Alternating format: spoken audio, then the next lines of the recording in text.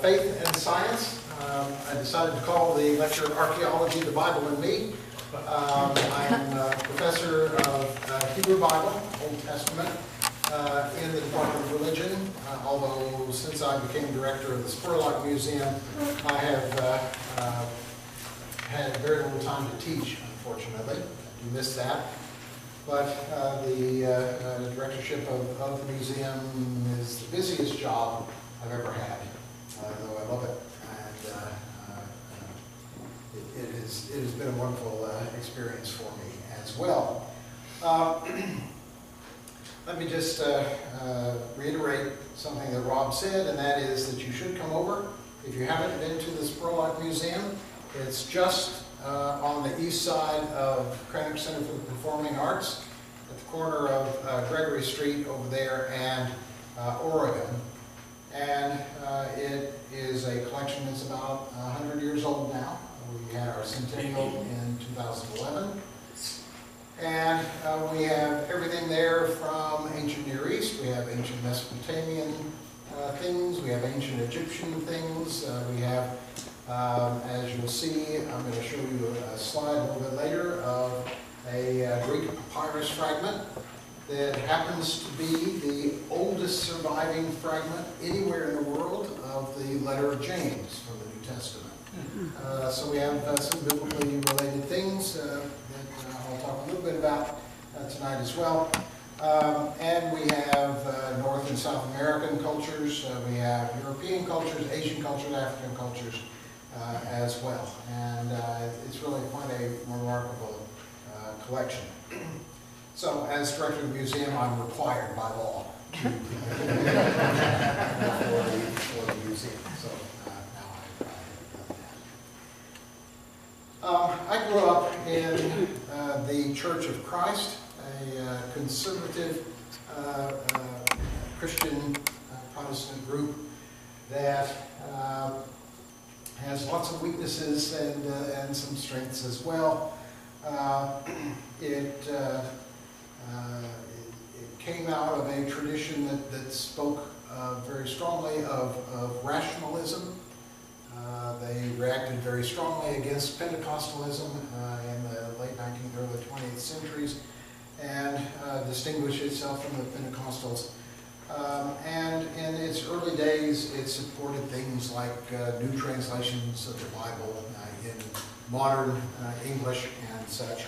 A lot of that kind of died away, but anyway, it was an interesting church to grow up in.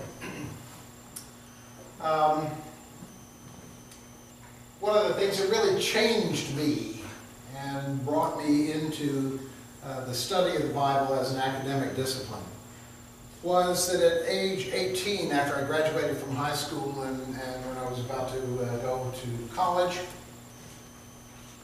I thought to myself, I got baptized at age 12, and I've never actually read the Bible. I've gone to Sunday school and I get snippets here, snippets there, but I've never actually read straight through. So maybe I ought to do that. And so I did at 18. And I read the New Testament first. I read the book of the Gospel of Matthew. And I made that extraordinary discovery that the Bible is much better than I've ever been led to believe in church.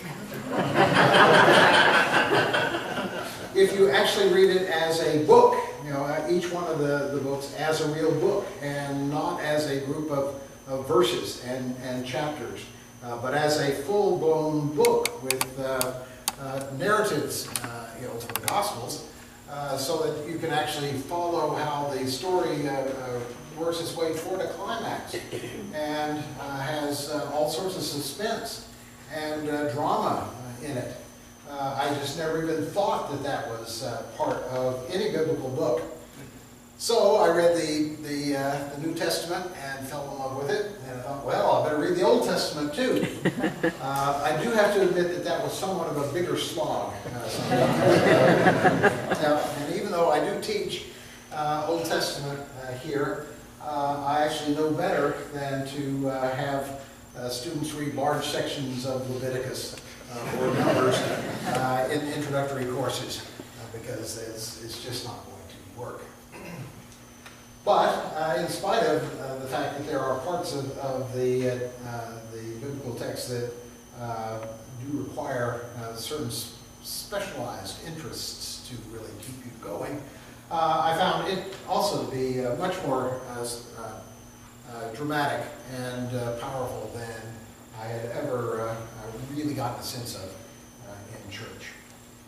I went to the University of Tennessee in Knoxville, which is where I grew up, for my undergraduate career.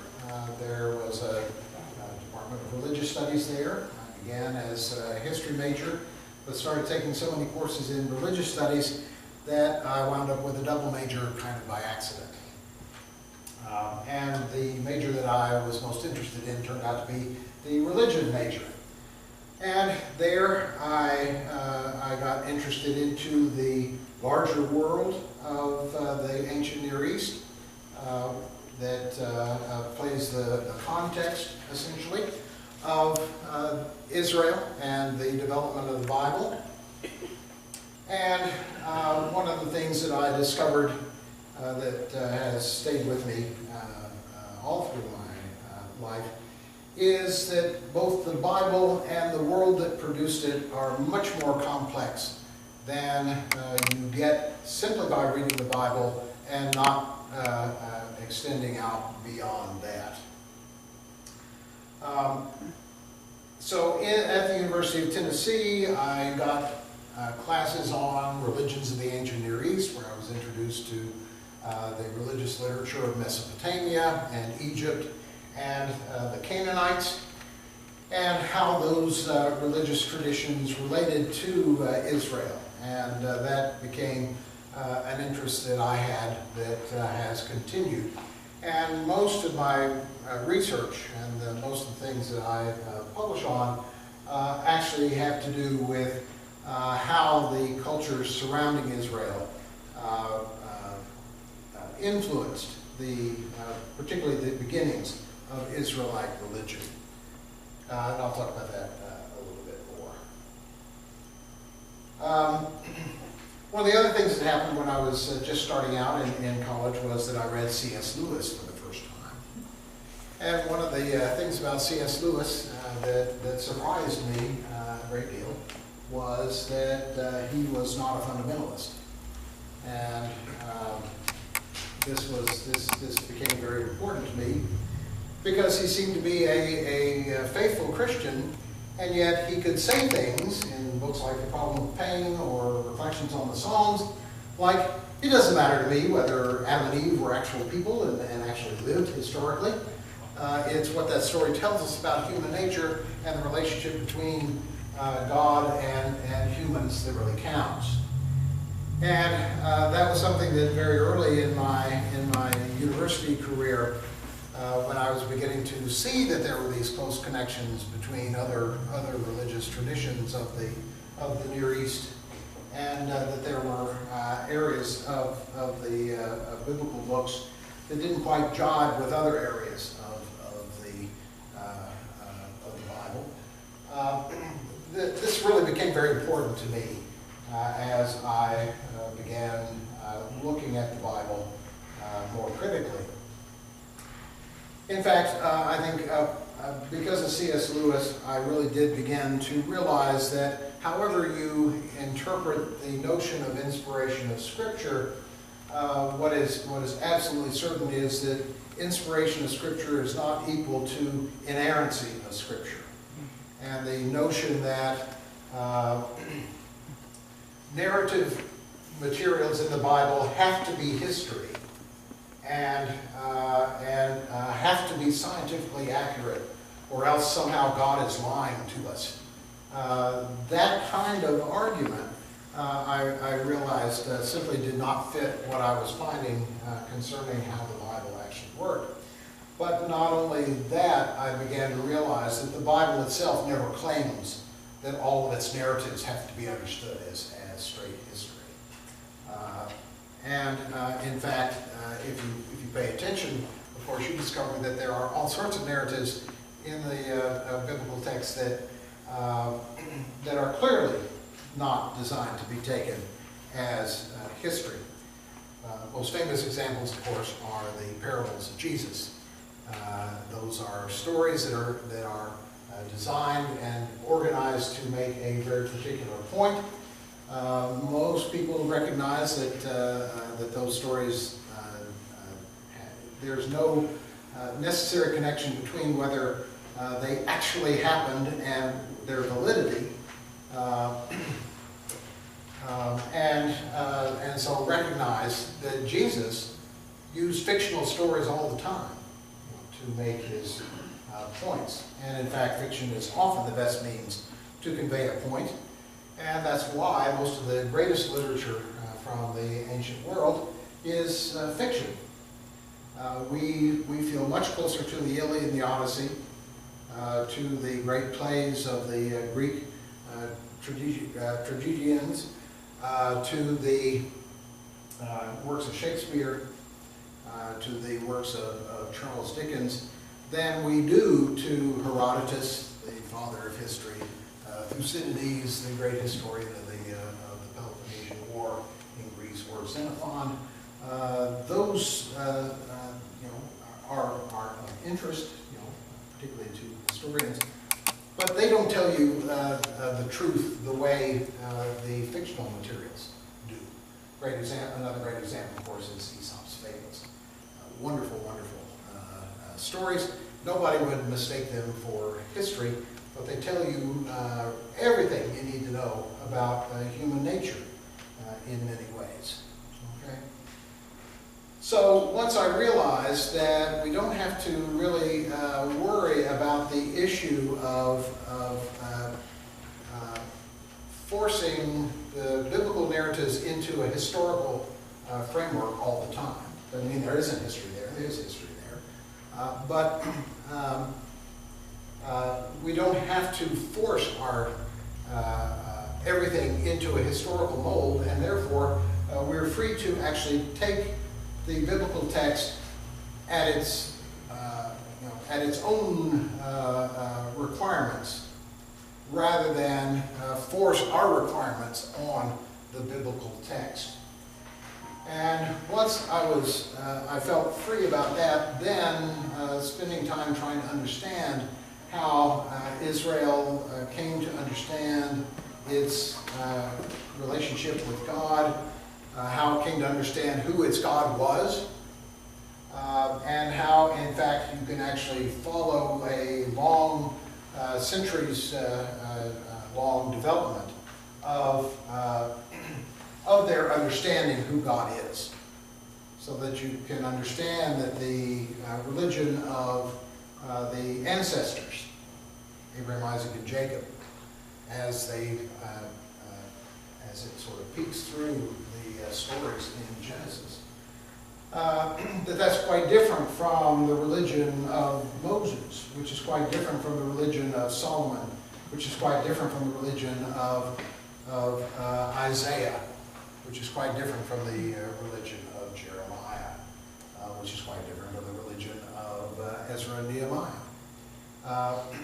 The fact is that religious ideas grow and change. If they stayed the same, they would die. And our religious traditions today are quite different. I think if you compared Lutheran theology of today to Lutheran theology of Martin Luther's time, you see that there has been quite a bit of growth over these past 500 years as well. And that's good, because that's what humans do. They grow and they change, and theologies grow and change, and ways of telling stories grow and change, and such. Okay? So that is sort of my background in how I wound up then at Harvard University in their Ancient Near Eastern Languages and Civilizations department, and focusing on biblical Hebrew and Hebrew Bible itself, and archaeology of Syria-Palestine, and the language of the ancient Mesopotamians, the Akkadian language. Those are sort of my 4 areas of focus at Harvard. Turned out to be a very good place to study and a very good place to be, and almost by accident I wound up getting a 2-year visiting appointment here at the University of Illinois in 1983, and after 2 years they liked me well enough to appoint me as a tenure track professor here, and so I've been here ever since, and it's been a very nice place. One thing I knew from the very beginning of being really, really interested in the Bible was that I did not want to be a minister.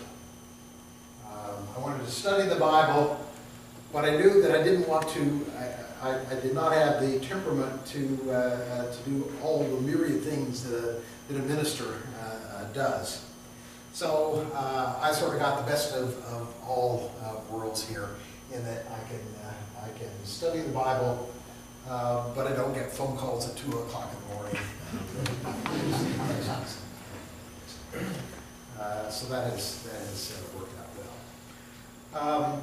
I also knew that coming out of a conservative church that I would never get a job at a Church of Christ university, and so I never even tried. And having been to a state university as an undergraduate, I really liked the way that state universities work, so I felt really lucky that I got this offer here at the University of Illinois. So let me talk a little bit about how I teach Bible at a state institution. We are one of the few parts of the university that actually does have some reference in the Constitution of the United States. Most scientists don't have to deal with the issue of church and state, but we actually do have to think about that in the way that we teach things. And so I have always felt strongly that it is not my purpose in class to try to convert people. I also don't try to unconvert people. I talked about some of the issues that I've already just sort of raised very briefly here, and indicated to students that are concerned when they start hearing me talk about some of the narratives of the Bible not being historical and such. I do talk to them in more detail about how the Bible itself never actually says that that's the way you have to understand these stories, and that in fact that frees you up to understand these stories in different ways, and often to not have to worry then about the conflicts between science and history and the biblical text, of which there are many. You don't have to worry about that anymore if you realize that that does not damage the message of the Bible at all for the Bible to have these ideas about science and ideas about history that are part of their day and time, and have been later shown to be not exactly true from a scientific point of view. Truth, like I said, is not something that is to be equated with history or with science. Truth comes out of all sorts of different types of literatures. Okay. So, what do I do in the class? Well, I tend to focus on the story of the development of Israel's religion from the earliest times when Israel is first emerging as a state, down in my introduction to the Old Testament, down to the 2nd century BC, when I end up with talking about the book of Daniel. So what I want them to understand is how you can, by looking at the Bible, see how the ideas that we sort of take for granted from the Hebrew Bible actually we're not necessarily there at the very beginning, and you can actually watch people arguing for these new ideas as time goes on. And in fact, it becomes a very thrilling thing to see how different people bring in new ideas and argue for them at critical moments in the development of Israel. So I do sort of a history of the religion as an important part of what I talk about. And I also talk about the cultural context out of which Israel and the Bible itself emerged. As I've said, I really do find it fascinating to look at the Canaanite culture, which is the culture out of which Israel emerged. The Canaanites are seen in the stories as the people who are in the land that becomes the land of Israel. And that's very much the case. What has turned out to be clear from archaeological discoveries is that in spite of the fact that the Bible and the Israelites themselves really worked very hard to distinguish themselves from the Canaanites, and they essentially said, we're related to the Ammonites and Moabites and the Edomites and the Arameans, but we have absolutely no relationship to the Canaanites.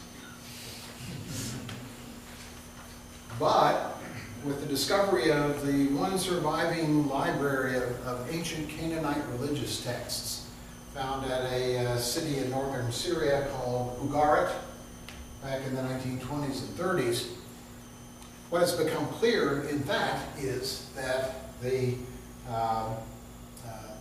religion of Israel is more closely related to the religion of the Canaanites than to any other religious tradition anywhere around. And culturally speaking, the Israelites are very, very similar to the Canaanites. Hebrew itself is a Canaanite dialect. The language, Hebrew, is a Canaanite dialect. It's very closely related to the dialect of this Canaanite library, but it goes way beyond that. It turns out in this Canaanite library that we discovered things that nobody had ever guessed before.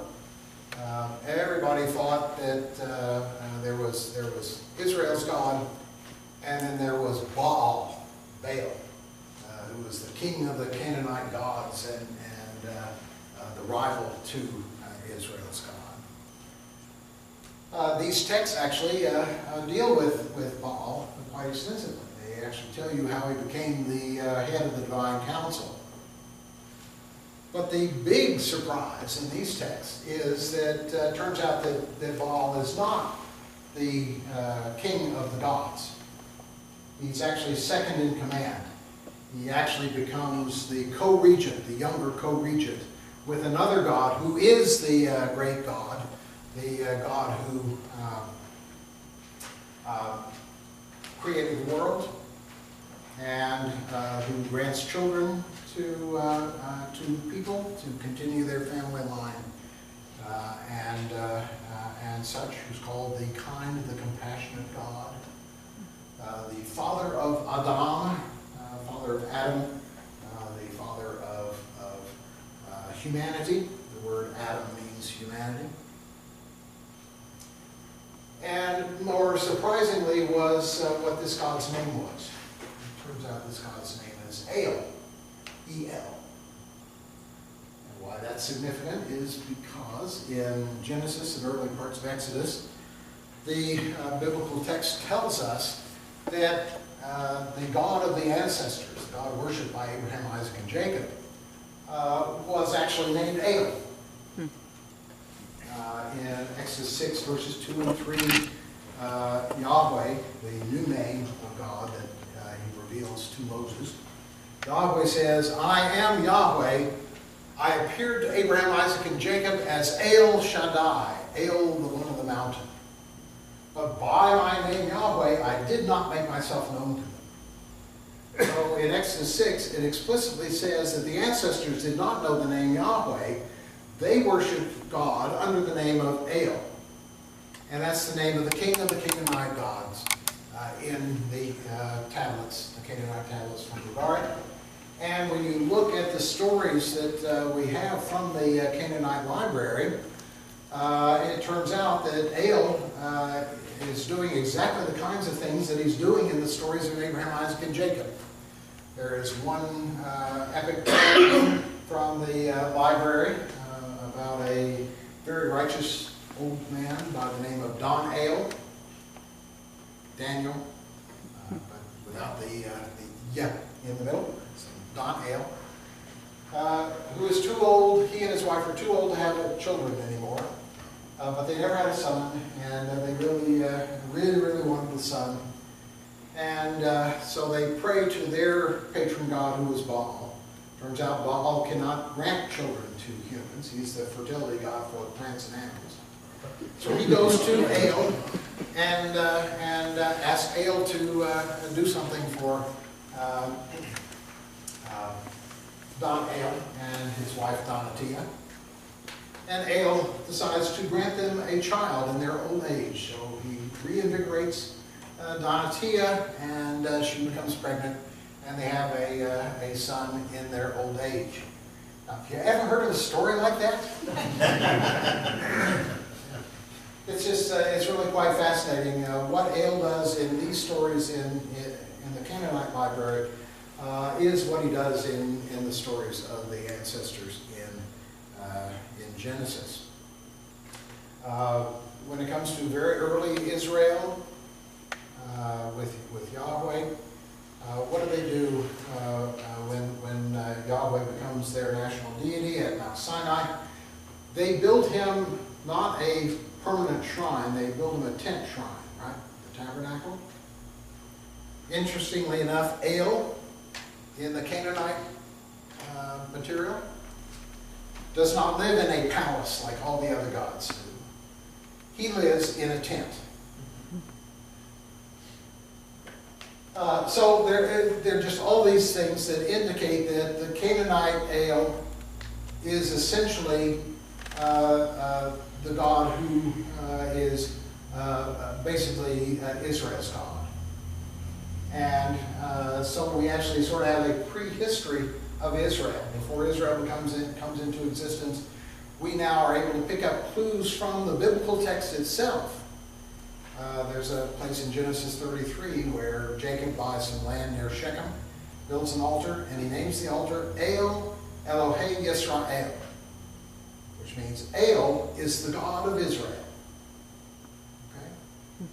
So the Bible itself was giving all these hints about this in Exodus 6 verses 2 and 3 that explicitly says, the ancestors knew me by the name El.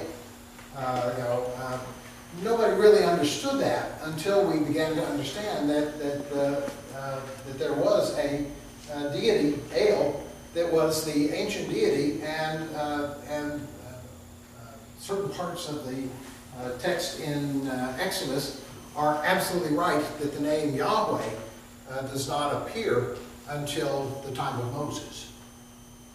And so it's preserving for us some traditions that we had no idea how it worked until we got these Canaanite texts. And now we can sort of add a new layer of our understanding that the Israelites didn't just sort of pop out of nowhere with a completely new concept of God. But in fact, they are coming out of the tradition that they actually have been part of for all of previous time. And the new stuff is simply by taking what is there and thinking about it and realizing new things about God. Okay? So that's the kind of thing that I find really enjoyable and exciting to work on. So that's what I've done a lot of my work on. You cannot do a talk on archaeology in the Bible without showing some pictures. So what I wanted to do now is run through a little bit of the kinds of things that I do deal with when I'm talking about archaeology and the Bible, and how they can be used both to have a greater understanding of the general culture, but also the specific culture. So let me run through a few quick slides here, and let's see how far we actually can get. I always talk about how the Bible is the single most influential book of Western civilization and probably the world, because it did revolutionize the religious understandings of first the peoples of Europe, and then in more recent centuries all across the world. Judaism, Christianity, and Islam all trace their origins to the religion of ancient Israel as depicted in the Bible. And so, along with Greece and Rome, Israelite civilization is, in fact, one of the foundational cultures of Western Civ. The Bible itself, though, is quite complicated, as I've mentioned. It's an anthology of writings produced over a period of 1,000 years. Starting out, there are some older pieces than 950 BCE, but the first big works that we still have preserved come from 950 BCE to 100 CE for the last stuff in the New Testament. Wide range of literary genres in the biblical text, and that's one of the things that once you understand that you're dealing with lots of different kinds of literature, then you don't get hung up on whether a person could actually survive inside the belly of a big fish, you know, in Jonah, and you can actually focus on the whole point of the book of Jonah, which really has to do with tolerance. And it's a remarkable story that often gets swallowed up by the whale. It's also important to understand that most of the writings underwent revision and re-editing over the centuries. They weren't written down once and copyrighted and not changed at all from that time. These books came to have new meanings as time went on, and people added stories and revised stories to make them more meaningful to people at a later time. And so that actually is a really important thing to be aware of. The cultures reflected in the Bible, ancient Israel and the Greco-Roman world of early Christianity, also underwent dramatic changes over those centuries. And you know, they weren't Americans dressed in togas. You know, they really were different cultures, and we have to be aware of the fact that they are thinking about things differently. Okay. Okay. So, what does archaeology do? Archaeology studies the material remains of extinct civilizations, tries to order that material, interpret it, and if there is history connected, writing connected to it, the archaeologist tries to place the two together if possible. What can archaeology do? Well, it can reveal the civilizations out of which Israel emerged. I'll give you a hint of just how interesting that can be. It illuminates the living conditions of the ancient Israelites. That's a wonderful thing as well. We really know what life was like. It sometimes can clear up enigmatic passages from the Bible. That's that fairly often, actually. Can indicate sometimes when a narrative should be understood as historical, and sometimes when it should not be understood as historical. And sometimes it actually can illuminate specific events reported in the Bible. But that doesn't happen very often, because most archaeological remains are too general to actually be focused on a single thing. Okay? The important thing to understand about archaeology is what it cannot do, and that is that it cannot prove that the Bible is either true or false with a capital T or a capital F in a theological sense. It can tell you that the Bible is much more complicated than the older 19th century idea that everything was history. But it cannot tell you that the Bible is true. That's a theological thing. That's a matter of faith. And you can study the Bible with or without that faith. So let me just show you a few pictures.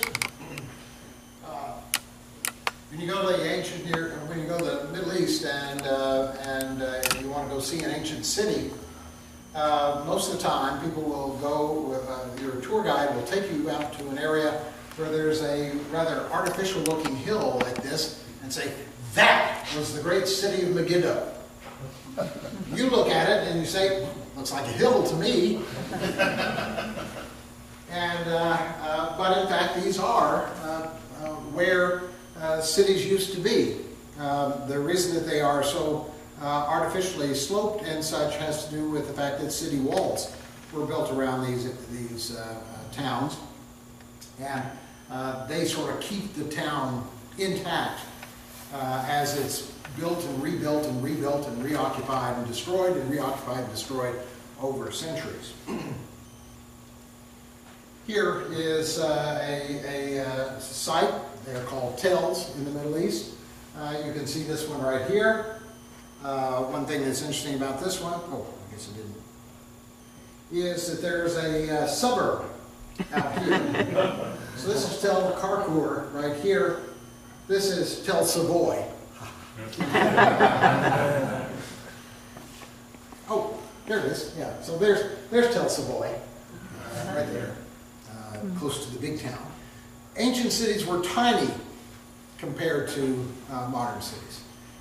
Most ancient cities would fit into the area flanked by Wright Street, Matthews, Gregory, and Green. That's an area of about 40 acres, as I have argued, as I have sort of tried to figure it out. And most sites in ancient Israel were less than 40 acres, enclosed within city walls. So you wonder what a city like this might have looked like when it was alive? Well, there are actually a few living cities on top of tells yet today. Here's a beautiful example called Al-Mudik in Syria, where, as you can see, on top of it, there's a city wall. It's a medieval city wall, still going around it. I do have to say that, unfortunately, Al-Mudik has been caught up in the rebellion in Syria and has been seriously damaged. But you can see what any of these ancient cities looked like when they were still occupied. Here's another example. The citadel at Aleppo, also badly damaged in the fighting that's going on, unfortunately. Medieval fortress on top there. Okay. Just a little bit about excavating. It is a dirty business. This is my wife here in the white hat. She sort of became my model the first time we were on an excavation. And it is a frustrating business of trying to keep all the dirt, clean up all the dirt before photographs are taken. Have you ever tried to clean dirt? It's not an easy thing. And that's what they're having to do there. But and you work in squares so that you can look at the sides of the squares and you can actually see the levels that you have gone down through. So you can see here, for example, they've cut through a pit that was lined with plaster, later filled in so that a new floor could be built on top of it, things like that. When you've done all the cleaning, you get a picture like this, where you can see every stone nice and clearly in every place. And so that's a bit of what excavation is like. So what do you have from ancient times? What kind of archaeological things can you look at? Well, from the Roman period, you get really nice ruins like this at Palmyra in Syria. These are actually the walls of a palace at Ebla from about 2300 BC. A remarkably well-preserved palace there. This is what an Israelite home generally looks like. It is basically the foundation walls made of stone that you see surviving till today. So they don't look beautiful, but if you can sort of imagine how they were built, then you can get a sense of life in in ancient Israel. There are tombs that you find. There is pottery that you find, sometimes like this, set up in the corner when the house was destroyed by King Sennacherib. This is from Gezer in Israel. This was destroyed by King Sennacherib of Assyria at the time that he besieged the city of Jerusalem in 701 BC. You can find the remains of ovens. Occasionally you can find gold. This is a beautiful gold bowl from Ugarit in Syria. Sometimes you find things as boring looking as flint tools. You also find writing. This is a broken piece of pottery. It was used as a writing source to write a letter. You sometimes have seals, carved seals. This one is actually a seal of Jehoahaz, son of the king, probably son of the king who became king of Judah. You can find inscribed clay tablets. This one is from the Spurlock. Just to give you an example of what a clay tablet looks like, all those impressions into the clay look like chicken scratches, are actually script, Mesopotamian script. Here is one of the tablets from Ugarit, one of the Canaanite tablets. This is the first tablet of the Kirta epic, an epic that has really interesting connections with the book of Job, and is really fascinating. Dead Sea Scrolls. And sometimes you find people. I want you to sort of take a look at this picture here. This is a couple, a man and a woman found at Hasarlu in western Iran from about 800 BC when the town was overrun by the Urartians, a particularly nasty group of invaders who took no prisoners. And apparently they knew that the Urartians took no prisoners. So rather than going out into the street where skeletons were found of people who've been mowed down in the streets, they stayed in their home and they lay down, and we don't know how they did it, but they died together. And so you've got the male is here, the female is here, she's lying on his shoulder.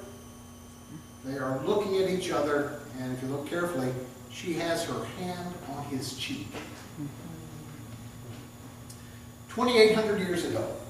And we can look at this pair of skeletons and we can be reminded that those ancient people had a lot of similarities to us. They were essentially us. They are not running around in a fantasy land. You know, they are real people with real issues and such. And here's a love story. A love story that we get just this hint of from these two skeletons. But you can look at those two and you can say, they loved each other. Almost 3,000 years ago. And so one of the things I like to remind people is we look at a lot of walls and buildings and columns and pots and things like that. All these things were made for people and by people, and those people were a lot like us. Okay? Well, I think I better stop, and but that gives you a sense of some of the kinds of things that we do. Any questions?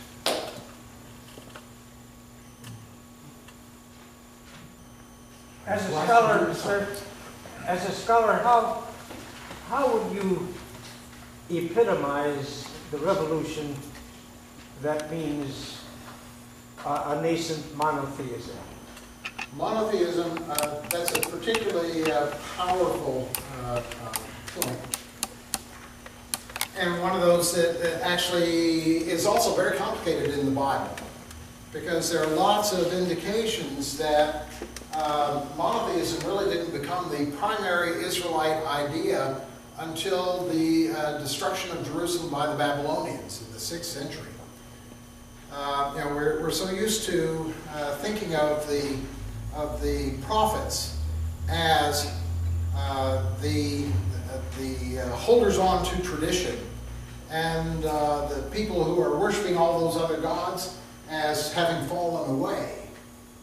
But what you got to understand is that the people who are worshiping other gods in Judah are the establishment.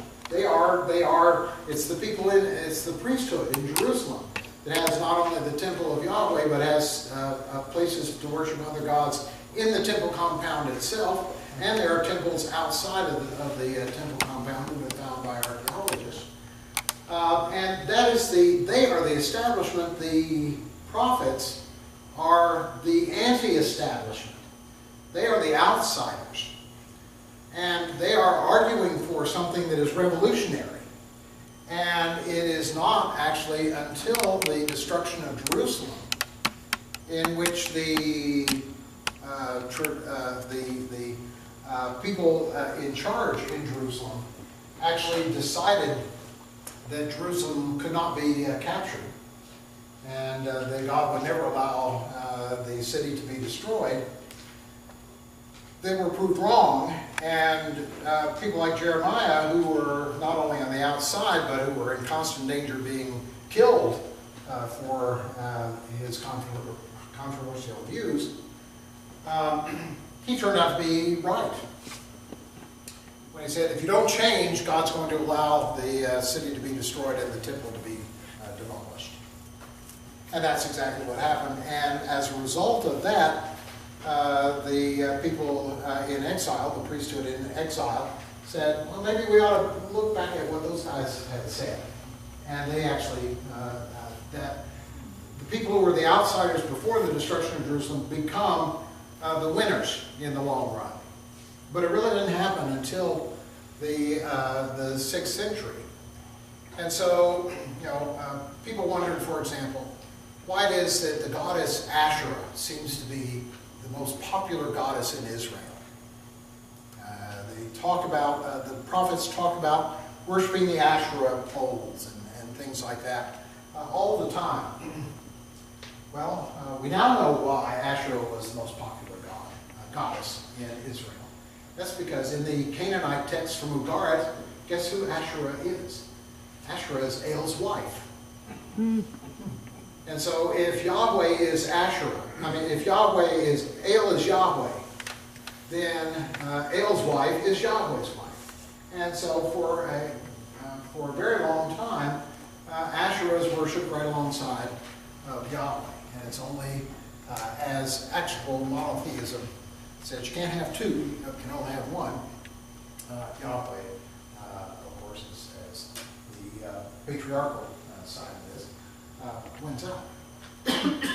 So, actually following the development and the arguments about worshiping of Yahweh alone is very, very exciting and quite a remarkable thing to follow. And it's much more exciting if you understand that that's not a given. As Israel is developing, it's not a given. And in fact, even within the establishment, that's a very small minority view for a long time. Yes? You mentioned that occasionally the archaeological record can clarify a very enigmatic passage. Would you like to give an example? Sure. There are some very simple examples, like the fact that the Bible has mentions a whole series of weights and measures, and we didn't know what those weights and measures actually were. The whole tradition of those were lost. But now excavators find little carefully carved round balls, and written on them are the measure that it is. And so a pim weight is, you find pim weights all around Israel, and you actually weigh them, and they essentially weigh the same. So we've got those kinds of things. The discovery of the tablets, the Canaanite tablets from Ugarit, it has the vocabulary is very similar to Hebrew. And there are lots of words in the Hebrew text that we don't know what they mean. Tradition has lost what they mean. They're only used once or twice in the whole Bible. And all of a sudden, you have 3 or 4 examples of its use in new contexts in the Canaanite literature. And suddenly we have a better sense of what it probably means in Hebrew as well. So there are things like that. We had a fairly unclear view of exactly what goes on when King Sennacherib comes down and besieges Jerusalem. But now we know a lot more about that siege, because it just so happens that in Mesopotamia, King Sennacherib wrote a lot about his side of how that all worked. And so we have his account of the siege of Jerusalem. We have the biblical account of the siege of Jerusalem. We have the, not only did he write about it, but Sennacherib actually did a depiction of the capture of the city of Lachish, which was the second city of Judah. And we know, although it's only just sort of mentions very much on the side, that Sennacherib was at Lachish. It doesn't talk about the fall of Lachish, it just says he was there. Now we know about the capture of Lachish because he actually did a relief carving showing the capture of Lachish. And we have the archaeological work that's actually been done at Lachish, where they actually discovered the siege ramp that the Assyrians built. It's one of the few